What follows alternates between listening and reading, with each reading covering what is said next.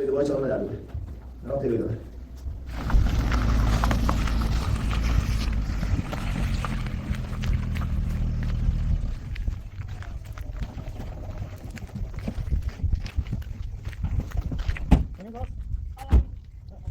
تا میگه تا گذاشته ازا بیاید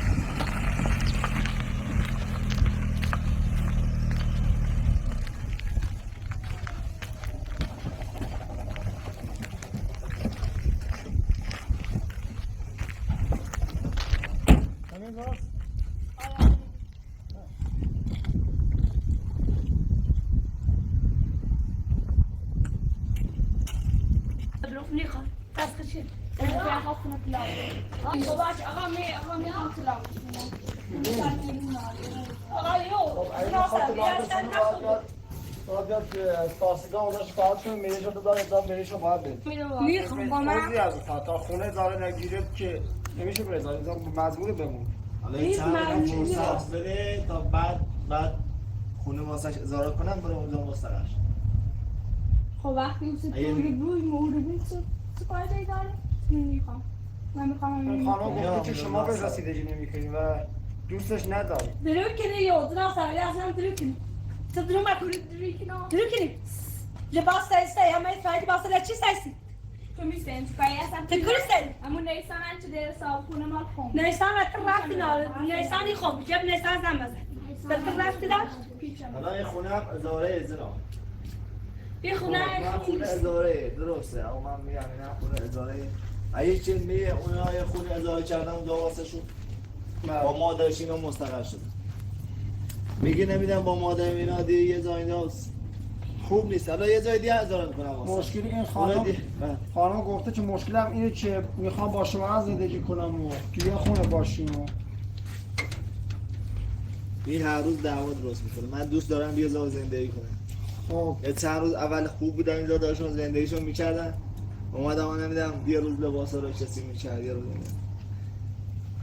آشغال میریخت تو حیاط غذا اینا رو مسموم کرد اصلا خیلی کالاهای شیریه من ازش دیدم من اینا رو هیچی نگفتم با این دعوا کردن این مریم خانم خیلی زدم اینقدر اذیتش کردم اینجا انداختیمش بیرون رفت تو کور رفت تو همه جا بازم این درست نشد چی نشد اسمانی اطلاق اطلاق شد ما دیگه میخوام باید زندگی اگه نمیخواد زندگی شیرین مشکل خودتونه باید یعنی شکایت کنین و برین کارها قانونیش انجام میدید اینجوری که نمیشه زندگیتون خراب کنین هر روز پاسگاه و دادگاه بشید الان این بحث شکایت چیه چیکار کردی شکایت این شکایت ها که شما به رسیدگی نمی کنید و اصلا دوستش ندارید هر روز تو این شکایت این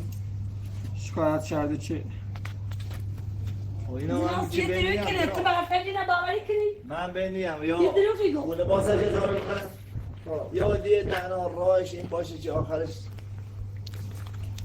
یه بار طلاق شد حالا من دوست ندارم طلاق شدم نمیگم من یه نصاف با اینو خب باش مریم همه تنفیشی هنگیو بود خیلی پلزم پول میلیتو داری؟ نه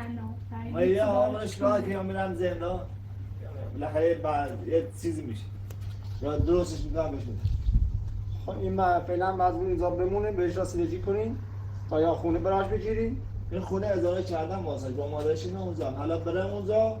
تا بعد چه یه خاص واسه مریش اینا شکایت کنی بیا میخوام بعد وقتی درست. گشت کرده دوباره اون رو باید کار کنیم. این میگه با خانواده نمیخواد دیگه میخوام پیش شوهرم باشه. من نخواهی لازم